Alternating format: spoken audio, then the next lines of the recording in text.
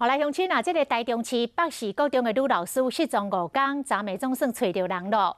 讲因为心情无好，出去行行咧，但是拢无甲厝内底人联络，家属有够着急。一看到老师平安回来是烂的，口甲目屎四淋水。